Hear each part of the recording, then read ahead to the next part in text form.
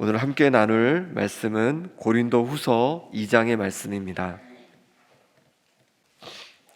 바울은 세 차례에 걸쳐서 이제 선교 여행을 가게 되는데요. 2차 선교 여행 때 고린도에 가서 복음을 전하게 됩니다. 그때 브리스길라 아굴라와 함께 동역하면서 복음을 전하는데, 그로 인해서 고린도에는 교회가 세워지게 되었습니다.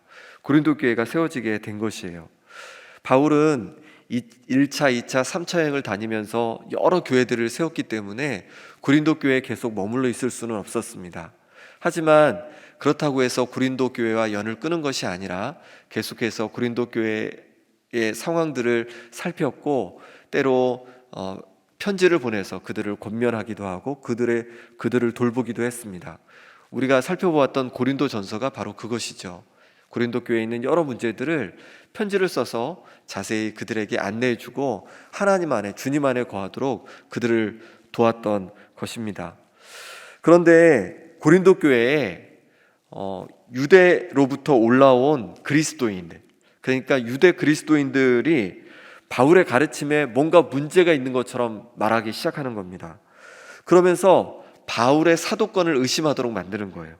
바울은 예수님을 직접 본 사람도 아니고 12사도에도 포함되지 않는다.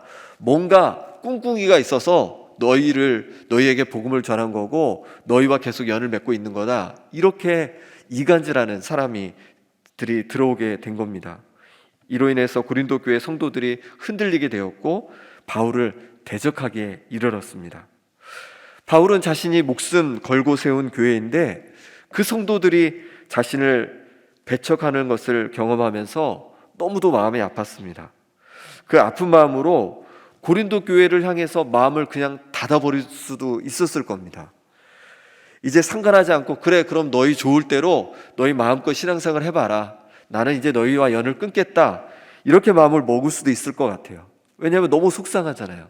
바울이 자신의 정말 생명을 다해서 복음을 전하고 그렇게 나았는데 그렇게 자신을 대적하는 그들을 보면서 너무 실망했을 것이기 때문에 그렇습니다.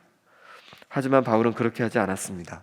오히려 그 관계를 회복하고자 노력합니다. 먼저 눈물로 편지를 쓰게 됩니다. 4절 말씀 같이 한번 읽어보겠습니다. 내가 마음에 큰 눌림과 걱정이 있어 많은 눈물로 너희에게 썼노니 이는 너희로 근심하게 하려 한 것이 아니요 오직 내가 너희를 향하여 넘치는 사랑이 있음을 너희로 알게 하려 함이라. 아멘. 바울은 이 고린도 교회를 향해서 큰 눌림과 걱정, 이 걱정을 슬픔으로 바꿀 수도 있습니다. 슬픔이 있었습니다. 그래서 그 교회를 향한 그 자신의 마음을 전하고자 편지를 쓴 거예요. 눈물로 편지를 쓴 거예요. 얼마나 그 고린도 교회 교인들을 바울이 사랑하고 또 그들을 향해 진심이었는지 편지를 써서 그 관계를 회복하고자 애쓰고 노력했습니다. 바울은 그곳으로 그치지 않았습니다. 그곳에 자신의 사랑하는 제자를 보내게 됩니다. 12절 13절 말씀을 제가 읽어보겠습니다.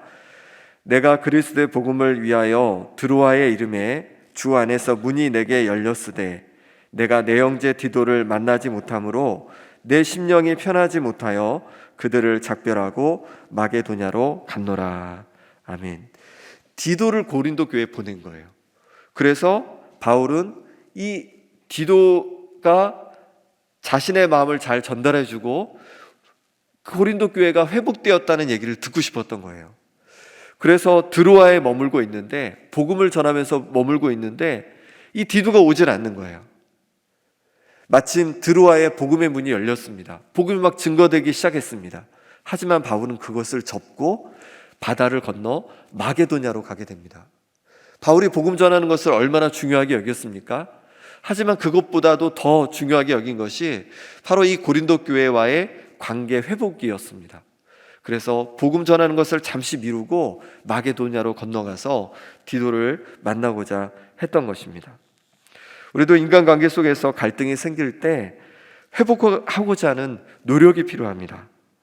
우리도 인간관계 속에서 여러 가지 갈등이 생길 수 있습니다. 가정에서 생길 수도 있고, 교회에서 생길 수도 있고, 이웃과도 갈등이 생길 수 있습니다. 그럴 때 어찌하십니까? 어떻게 보통 하십니까? 바울은 자신과 고린도 교회 성도들 간의 갈등이 생기자 적극적으로 해명하고 풀어가고자 노력했습니다. 자신의 마음이 담긴 편지도 보내고 사람도 보내고 자기 힘을 다했습니다. 우리도 살아가다 보면 억울한 일을 당하거나 속상한 일을 당할 때가 있습니다. 그러면 때로 우리는 그 상대방을 향해 마음을 닫아버리기도 합니다. 하지만 우리는 바울에게서 배울 필요가 있습니다. 그것은, 마음을 닫는 것은 하나님의 뜻이 아닙니다. 다시금 기도하며 다가감이 필요합니다. 그렇지 않으면 바울이 4절에서 고백한 것처럼 우리 마음속에 계속 눌림과 슬픔이 찾아오게 될 것이기 때문입니다. 우리만 손해라는 것입니다. 내가 억울하고 속상하더라도 다가가기를 멈추지 않는 성도님들 되시길 바랍니다. 어색하고 불평한 관계로 그대로 두지 말고 내가 계속 눌림과 걱정 속에 살지 않도록 다가가서 화해와 회복의 은혜를 경험하는 성도님들 되시기 바랍니다. 우리가 사람과의 관계를 풀어야 하는 이유는 우리 속에 눌림과 슬픔이 찾아오는 것도 있지만 그뿐만 아니라 하나님과의 관계에도 문제가 생기기 때문에 그렇습니다. 마태복음 5장 23절 24절에 이렇게 말씀합니다. 그러므로 예물을 제단에 드리려다가 거기서 내 형제에게 원망 들을 만한 일이 있는 것이 생각나거든 예물을 제단 앞에 두고 먼저 가서 형제와 화목하고 그 후에 와서 예물을 드리라, 이렇게 말씀하십니다. 하나님께 예물을 제단에 드리려다가 예배 드리는 것이 얼마나 중요합니까?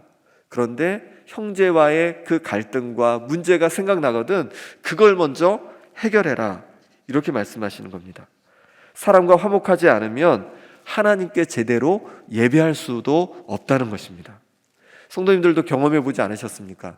누군가의 관계와 누군가와의 관계가 좋지 않을 때, 누군가가 너무 미울 때, 너무 억울할 때 하나님 앞에 예배 드리는 것이 잘 되지 않고 힘든 것을 경험하지 않으셨습니까?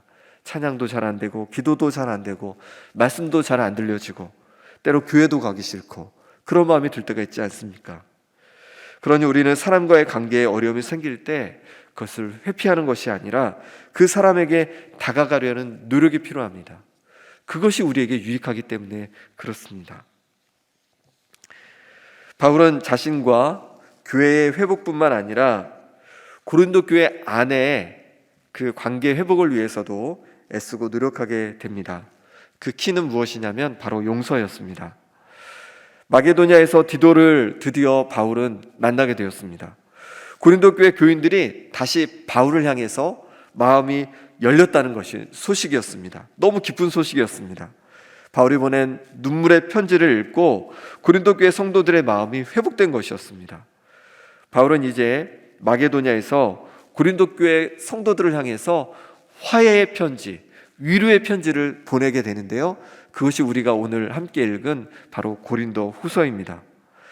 바울은 자신과 고린도 교인 사이를 이간질한 유대에서 온 사람들을 용서하기로 결심하였음을 알 수 있습니다. 그리고 고린도 교인들에게도 그들을 용서해 주라고 말하고 있습니다. 7절 말씀 같이 한번 읽어보겠습니다. 7절입니다. 그런즉 너희는 차라리 그를 용서하고 위로할 것이니 그가 너무 많은 근심에 잠길까 두려워하노라. 아멘. 바울이 보낸 눈물의 편지를 받고 고린도 교회 성도들은 자신들이 잘못한 것을 깨달았던 것 같습니다. 그리고 성도들은 그들과 바울 사이를 갈라지게 한 원인인 그 그리스도인들에게 어느 정도의 그 벌을 내린 것 같기도 합니다. 그리고 그들을 경계한 것 같습니다. 이에 바울은 이제 그들을 용서하고 위로해 줄 것을 말하고 있습니다. 하나님은 우리가 용서의 사람이 되기를 원하십니다. 누가복음 17장 3절에 너희는 스스로 조심하라. 만일 내 형제가 죄를 범하거든 경고하고 회개하거든 용서하라. 이렇게 말씀하고 있습니다. 형제가 잘못된 길로 가고 있으면 거기에 대해서 경고를 해줘야 한다는 거예요. 그 길은 잘못된 것이라고 얘기해 줘야 한다는 것입니다. 그리고 그 형제가 다시 돌이켜서 회개한다면 그 형제를 품어주고 용서해 주는 것이 필요하다, 그렇게 말씀하시는 겁니다. 예수님은 당신이 잡히셨을 때 제자들이 다 배신하여 도망갔습니다. 하지만 그들을 예수님은 버리지 않고 다시 찾아가셔서 제자의 길로 가게 인도해 주셨습니다. 그들을 용서해 주셨습니다. 무엇보다도 하나님은 하나님 앞에 원수로 행한 우리의 모든 죄를 용서하시고 오히려 아들 예수님을 보내셔서 우리를 용서하시고 하나님의 거룩한 자녀로 삼아 주셨습니다. 그래서 우리는 용서받은 자입니다. 그러니 우리도 용서해야 하는 것입니다. 10,000달란트 용서받았기에 100데나리온 정도는 우리가 탕감해 줘야 하는 것입니다. 용서해 줘야 하는 것입니다. 우리의 죄는 너무도 커서 도저히 용서받을 수 없는 죄인들입니다. 그런데 하나님께서 우리의 모든 죄를 용서해 주셨습니다. 그 은혜를 받고 그 은혜를 깨닫고 살아가는 자라면 마땅히 또한 용서의 사람이 되어야 할 줄 믿습니다. 다윗은 자신을 죽이려고 쫓아온 사울왕을 2번이나 죽일 기회가 있었습니다. 하지만 그 사울왕을 살려두었습니다. 자신의 아들 압살롬이 반역하여 군대를 이끌고 도망을 가게 되었을 때 사울왕의 친족 중 한 명인 시므이가 계속 다윗을 저주했습니다. 그때 함께 간 군대 장관 아비새가 단번에 시므이의 목을 베어버리겠다고 그렇게 다윗에게 이야기합니다. 하지만 다윗은 오히려 그 군대 장관에게 잠잠하라고 하고 시므이를 그냥 자신을 저주하도록 두게 합니다. 오히려 이를 통해서 하나님께서 자신의 원통함을 보아주시기를, 선으로 갚아주시기를 간구하였습니다. 그렇습니다. 우리에게 여러 가지 상처와 또 억울하게 우리를 힘들게 하는 사람들이 내 주변에 있을 수 있습니다. 하지만 그들을 용서하고 용납하고 기다려주고 때로 다가가는 것이 하나님의 뜻인 줄 믿습니다. 그럴 때 그것이 하나님께 기쁨이 되고 우리 가운데도 평안으로 찾아올 것입니다. 용서는 하나님 말씀 앞에 순종하는지에 대한 증거라고 오늘 말씀하고 있습니다. 9절 말씀입니다. 같이 읽겠습니다. 너희가 범사에 순종하는지 그 증거를 알고자 하여 내가 이것을 너희에게 썼노라. 아멘. 바울은 용서라고 말씀하시면서 용서하는 것이 무엇이냐면 바로 하나님 말씀에 순종하는 거다, 이렇게 말씀하고 있는 거예요. 아직 내 마음속에 누군가가 미움으로 자리 잡고 있다면, 용서하지 못한다면 하나님께서 여러분의 마음을 지금 계속 두드리고 계신 겁니다. 용서의 사람 되는 우리 성도님들 되시길 간절히 바랍니다. 우리가 용서하는 삶을 살아야 하는 또 하나의 이유는 뭐냐면 바로 우리가 그리스도의 향기이기 때문입니다. 14절 15절 말씀 같이 읽어보겠습니다. 항상 우리를 그리스도 안에서 이기게 하시고 우리로 말미암아 각처에서 그리스도를 아는 냄새를 나타내시는 하나님께 감사하노라.